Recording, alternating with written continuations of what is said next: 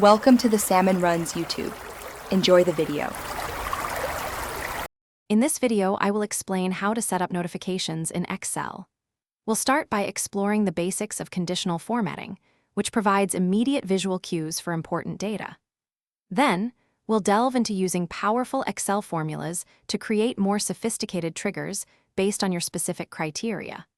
Finally, I'll guide you through setting up automated email alerts using a simple VBA macro, ensuring you never miss a critical update. This comprehensive guide will empower you to manage your data proactively and efficiently. Conditional formatting is your first step towards visual notifications. Imagine you have a sales target of 100 units. You can set a rule to automatically highlight any cell where sales fall below this number.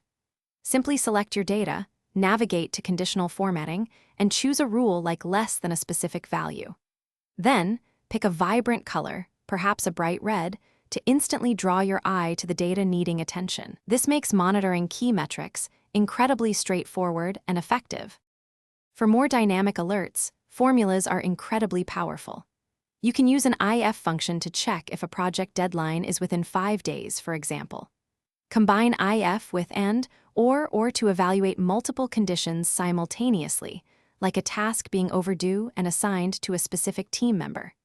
Create a dedicated helper column that displays action required or on track based on these formulas. This text can then serve as a clear indicator for further automated processes or manual review.